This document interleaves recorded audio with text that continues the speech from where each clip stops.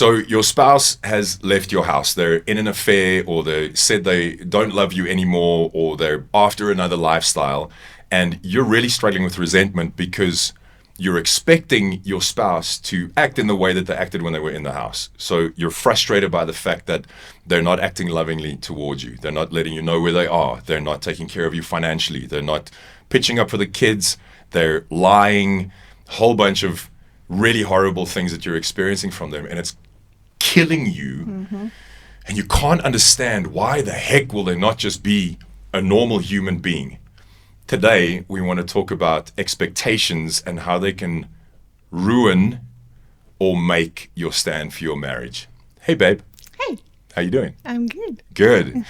All right, so we decided to talk about expectations today because both of us have experienced with our clients quite a lot in the last little while that they're really frustrated by the fact that their spouse isn't acting in the way that they want or expect them to act. And we wanted to address this because this really can make or break the stand for your marriage. There are things that you naturally expect of your spouse when you're in a healthy marriage, right? Things like fidelity and honesty and being true to your word and being there when you said you were going to pitch up. Yeah. So your spouse is perhaps in limerence, which is a kind of love, makes us crazy and is the bedrock of most affairs. And we are not thinking straight when we're in limerence, and we're exceptionally selfish, and nothing else matters except this person that we're in the affair with. So one of the major characteristics or primary characteristics of limerence is lying. And so you expect your spouse to tell the truth, and all you're getting from them is lies, and it's driving you nuts, and it's making it very difficult for you to live in forgiveness and with acceptance towards your spouse, because this is killing you. Like, why the heck would they be this way? What have I done to deserve it? This, all I'm asking for is just a basic, bare minimum level of humanity. I'm not even asking you to consideration. Yeah, absolutely. And so I want to. I don't know if you want to talk about some of your experiences with some of your clients where the expectations were what would seem normal to us, but in the season, what should we do in order to not live in resentment and unforgiveness and bitterness and make it difficult for us to be accepting towards our spouses and show them grace? Well, I think that's the key, is that if you can accept the situation for what it is right now, and I think the reason we struggle so much with accepting the situation right now is because, is this going to be forever? If I tolerate this now, is this how my life is going to be? And so we keep those expectations there almost as a way to go, here's the hoop, here's the hoop, here's the hoop, you got to jump through this hoop. But the truth is that when someone is in limerence, they don't care two hoots about your hoops. So for that season, I wouldn't necessarily speak on behalf of my clients, but I know from my own experience, for that season, I readjusted and got rid of most of my expectations of you during that time. Once I understood what was happening to you, which is why we teach what limerence is, what the characteristics are. It's not just solely so that you have hope because you know this thing's going to come to an end, but it's also so that you can adjust according to the season that you're in now. This is not going to be forever. So with you adjusting your expectations for this period of time is not you saying, all right, I'm okay with you having affairs and I'm just going to be, that's not at all what you're doing. There is a purpose to enduring the pain that you're in right now for a greater goal. You're building something brand new, and a part of that is adjusting your expectations. To expect someone who loves somebody else so fiercely right now to love you, you're setting yourself up for pain, for failure. You know, this is really very much where most relationships break down, is we get married with all these wonderful perceptions of this person. They're so amazing. They'll never do anything to hurt me. They love me. They're going to take care of me, whatever it is that kind of goes through your mind. And then we get married, we've got all these expectations that we don't even know we have some of them. Sometimes they're just ingrained in us because this is the way our parents did things, or this is the way I saw it happen on a TV show, and so that's the way it's got to be, right? Like, for example, the expectation that everything will go perfectly on your wedding day. I mean, you could not set yourself up for a bigger failure, right? So we get married, we have these expectations, and slowly over time, those expectations don't get met for many reasons. We can't expect another person to read our minds. We can't expect a person to meet all of our expectations all of the time. And so what ends up happening is, as we become disappointed, that disappointment starts to turn into frustration. That frustration then turns into resentment.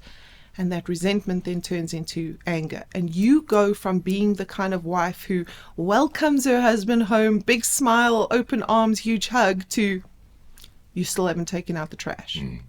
You become so hyper-focused on what they're not doing. And you actually end up missing all the little things that they do. So it is absolutely crucial that we get rid of as many. In fact, I'm not a huge fan of having negative expectations, like expecting them to be rude or expecting things to go wrong. Because if you have that, you go into the situation with that in mind, and so you might end up causing a fight because you went into it thinking this is going to be a fight, so you were already on guard, you were already defensive. Except when your spouse is in limerence or they've separated from you, there is a level of, and I don't want to call it negative expectation. That's I don't think that's the right way to frame it. The way that we frame it is, I understand and accept the fact that my husband or my wife is in a space right now where they actually are incapable of giving me what I want as a spouse. That whether they're in love with someone else or they've left because they're angry and they've felt disrespected, whatever the case may be, they feel the way they feel right now. And so if I go into those situations expecting the good stuff, I'm setting myself up for failure, like you mentioned. So not in a defeated way, but in a realistic view of where they're at. I go, I can't expect this person to be honest with me right now. If they're in limerence, one of the things I always say is trying to understand someone in limerence is like trying to understand a 3-year-old on crack. So if I expect truth and logical thinking and putting other people above their needs and all those kinds of things, if that's my expectation, I 100% am going to be disappointed. And if I don't manage that, if I'm not aware of the fact that that's going to happen and I've pre-decided what my response is to that, then that thing's going to squash me. It's going to, the journey that you described, disappointment, resentment, bitterness, anger, that's going to be your pathway. And what we're trying to do is create a safe space for our spouse, right? So that when they come out of limerence, or when the fog lifts, so to speak, or when they come to their senses, that this is a safe place for me to come back to. And I've created a safe place by not having unrealistic expectations during that time. I think that's incredibly important. So we look at our spouse not as, we're not saying you're broken or you're evil but you're hurting. You're hurting. You don't know what you're doing. And so I look at that person through those eyes. God, give me your eyes for this person, that actually they're a sinner, just like I'm also a sinner. Just their sin looks different to mine right now. Give me the grace that you have for me and for them, so that I can show them the kindness of God that leads to repentance. Yeah. The other part of folks stand for their marriage where they really struggle with expectation is, you might have been standing or fighting for your marriage for quite a long time, and your spouse is coming out of limerence and the fog is lifting and they're sort of starting to come to their senses, and you experience positive things from them. For the first time in months. Yeah, absolutely. And so the first thing that happens is your expectations go up. Ooh, it looks like they're coming back. And all those expectations that you've been so nicely managing are, boom, back into the forefront. And the reality is that they're not there yet. They're on the road to recovery and they're on the road back, but they're not there yet. And there's a lot of vacillation, right? Up and down and being close to you and then pulling away from you. And it's a flipping roller coaster of emotions. And if your focus then turns from you and working on yourself and focusing on yourself, and my focus is now automatic. And listen, man, everyone does it.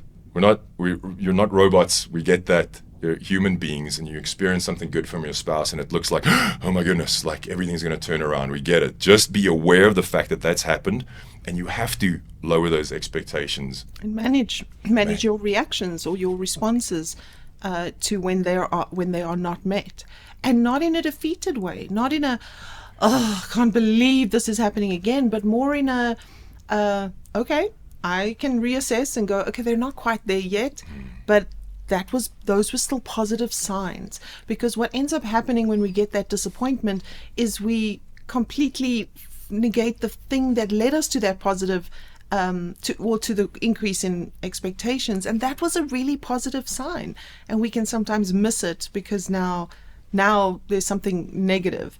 And the truth is, if you wake up every morning thinking, I'm going to count all the negative things, then guess what? You're going to count 1,000,000. And if you wake up thinking, I'm going to count all the positive things, then guess what? You're going to count 1,000,000. It's just about what you choose to count. So expectations, I think, is really, really important during your stand for your marriage, or the lack of expectations, or realistic expectations. What managing my expectations looked like, for example, was one of the symptoms of limerence is lying. Therefore, you are incapable of telling me the truth right now. Therefore, I don't ask you questions that I know are going to be difficult for you to answer, which means I am almost preventing you from lying to me more. I'm preventing you from putting more obstacles between you and I reconciling in the long run. So the idea here is I manage my expectations to the point where I don't make the situation worse. That's so good. That's really good. And so that's the general attitude towards your spouse, right? Like is just lowering your expectations, not putting them in a position where they can mess up. That's not realistic for 100% of things, right? Like people have kids, and sometimes the spouse needs to pick kids up from school or take them to swimming or whatever the case may be. So we're not saying with this video that your only job is to lay over and play dead and yes sir, no ma'am, 3 bags full, sir and ma'am. That's not what we're saying. What we are saying is pick your battles. So we understand that the person can't give us what we need and what we want right now. But there are some things, like if you've committed to picking the kids up, like that's dangerous if you forget and that kind of thing. So absolutely, for sure you can have conversations around those things. So I don't want you to come away from this video thinking like, I don't have a voice. Yes, you do, but pick those battles very carefully. I'd encourage you to coach with one of us if folks are struggling with that. We'd love to walk you through that and help you to ascertain which hills are worth dying on and which are not. Yeah, and that's exactly that. When we were separated, we had a conversation because you had said that you were going to take the girls to swimming lessons. That's why you mentioned the swimming, and you did consistently for a few weeks, and then you just stopped. There was always some excuse, either on the Tuesday before or the Wednesday of, for example, that as to why you couldn't do it. And try to be as amicable as possible, like, okay, no, I totally understand, and then I ended up taking them. That's not a problem. You want to keep the fighting to a minimum, because nothing is going to get resolved during this state. Nothing. You are not even in the same book, let alone on the same page. So we're not going to try and resolve anything now. So you want to keep that fighting to an absolute minimum. So my answer to you, my request of you was more a case of, looks like Wednesday nights is not working for you to spend time with the girls. Tell me what will work for you, because the truth is the swimming wasn't just about them learning to swim, but it was also about me getting a break, because I was on 24/7, right, with you being out. So that 2 hours that you had them for swimming lessons was a little bit of a break for me, a little bit of time where I could do something for me. So that. But it's how you communicate it. Do you know what I mean? If I had gone to you and gone, you said you were going to fetch the girls and take them to swimming lessons, and you didn't keep your word, and what's wrong with you, and I come at you, then we just got a big fight going on. And the fight is actually not about the fact that you're taking my time or not taking the kids to swimming lessons, and it's actually all about my hurt because of what you're doing on the side. So keep it very to this point right here, right now. Not, we wouldn't even be in the situation if you didn't, you know. That's good. So keep it right to this point right now, and try to be as amicable as you possibly can. It doesn't make you a doormat. Yeah. Being kind does not make you a doormat. That's good. And you know, I think that's something a lot of people struggle with when they're standing for their marriages. And a doormat is someone who doesn't have a choice in the matter. And you are choosing kindness in the face of unkindness because of who you are. So it's almost like you have an expectation of yourself to rise above this thing that is trying to tear your family apart. Yeah, it's so good. I just want to double down on that point, that because you can start to feel like I'm being kind, but I'm getting nothing in return. I'm being gracious, but I'm getting nothing in return. Yes, absolutely. In this season, you will get nothing in return. But the reason why you do this, and the reason why you work on yourself and you allow God to change you, is not I am a kind person because I'm trying to save my marriage. I am a kind person. Full stop. So then you've got to question yourself. You've got to say, am I being kind because I want kindness, because I have an expectation of kindness in return, or am I just a kind person? Yeah. Do you know what I mean? Yeah. Like that becomes very introspective and very like, oh, am I doing this for some underlying reason, right? Yeah. And the quote that comes to mind is, I treat people how I want them to treat me. That just because you treat someone kindly doesn't mean that they're going to treat you, and you have no idea what that person's going through. I'm kind. I greet everyone that I come in contact with, whether it's my barista or the person packing my groceries. Sometimes they're kind in return and they'll answer my hello, how are you, you know, and sometimes they won't. Sometimes they're rude. But that's okay. Like, I don't have an expectation that they need to meet me at my level, because you have no idea what that person's going through. And even more so with your spouse. We look at them and think that they are living it up, that they are having the time of their lives, and the truth is, they are in the darkest place they could possibly be. Yeah. And they live for the little highs that they have. Yeah. And that's a really sad existence. Yeah. So I saw you through those eyes. I saw the pain that you were in and how desperately you were trying to mask that pain and avoid that pain with all the antics. And it really did. My expectations were, I remember asking you, hey, how was your weekend? And I had just so happened, because let me just, put something out there for the interwebs. Women don't ask questions they don't know the answer to, just so you know. We know. Yeah. But anyways, the point I'm getting at is I asked you, hey, how was your weekend? And the only reason I was asking is because I'd seen a bunch of photos that somebody else had tagged you in, because we were not Facebook friends and stuff at that time. And so you had obviously had a bit of a Joel weekend. Joel is not quite the right word. What is a party weekend? A party, yeah. Sorry. For our American audience. Yeah. A party weekend. And I'd seen some of the photos. And so I said to you, hey, how was your weekend? And you lied through your teeth. Wow. Now, I could have gone, well, I saw the photos. There's no point in lying to me.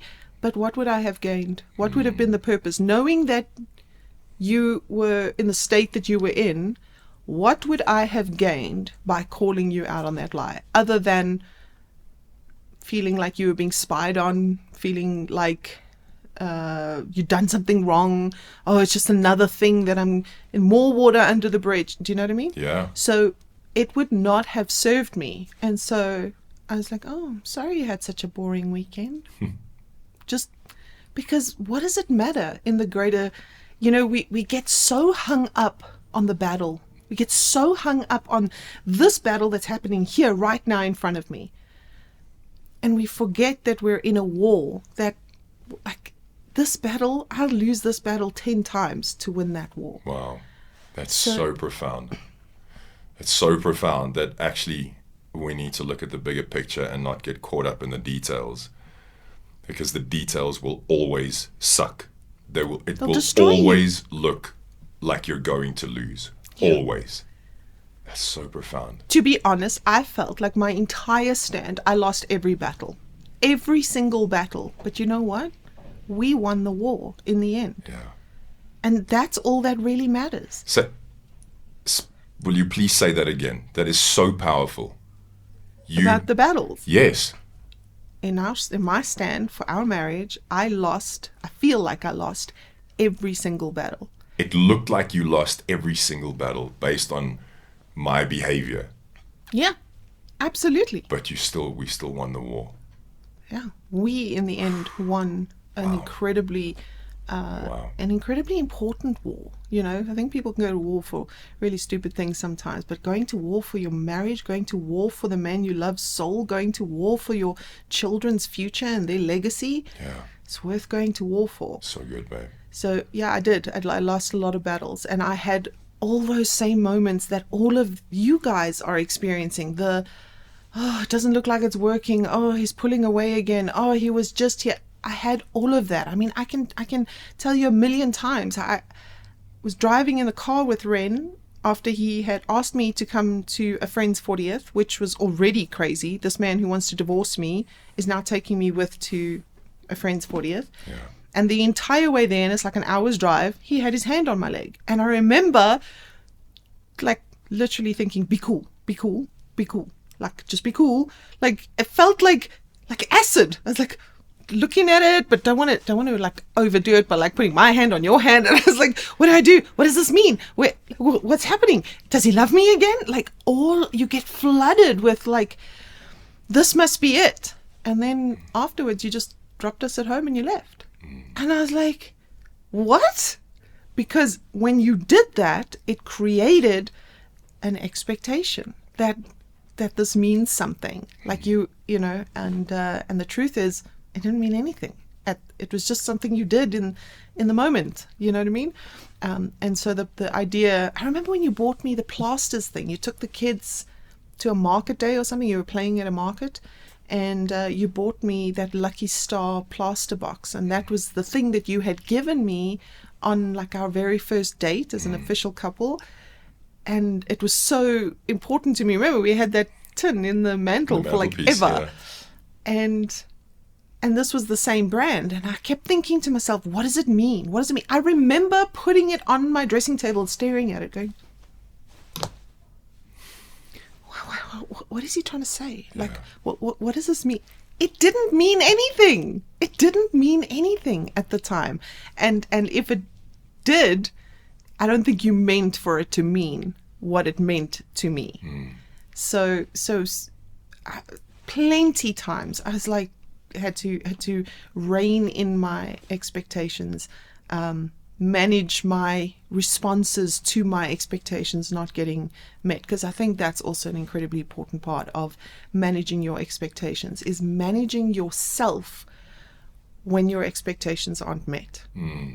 When someone is rude to you, do you manage yourself and stay consistent with who you are, a kind, respectful person, or do you stoop to their level and attack the way that you feel you were attacked? Does it make sense? So if I greet someone kindly and they're rude to me, like, don't talk to me, do I lash out and go, who the hell are you to tell me I can't talk to you? Do you know what I mean? Or do I, okay, no problem. Like, managing how you respond to your expectations not getting met, I think, is just as crucial during this time.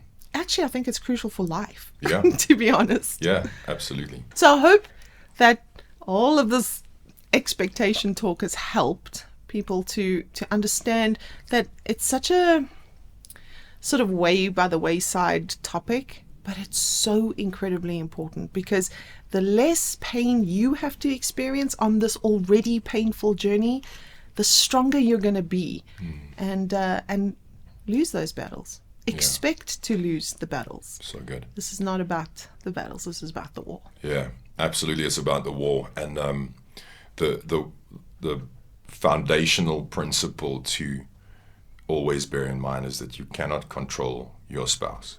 You can't control them. And so the expectations that you have of them, if you were to voice them in this season, is only going to come across as control. Absolutely. To them, and it's going to fuel the need to control in you. Mm-hmm. Let go. Let God save your marriage and convict your spouse while you allow God to change you and become the best version of yourself, so that when this marriage gets restored, it's a brand new marriage. One that honors God, one that you love, and one that will last forever. If you need any help, as I mentioned earlier, with navigating any of this, both my wife and I are coaches. We'll put the links to book coaching calls with both of us, with either of us, at the bottom of this video. Also, we have a community that we'd love for you to join, like-minded people also fighting for their marriages. There are support calls in there. There's a community of people who can talk to each other. There's discounted coaching calls. There's a whole bunch of things in there. We'd love for you to join. We'd be honored to walk this journey with you, and we are so incredibly proud of you for standing and fighting for your marriage when all hope seems lost. You are an absolute hero. Do not give up, no matter what it looks like, no matter what anyone is telling you, no matter what your brain is telling you. There is hope for your marriage. Don't give up. We believe in you.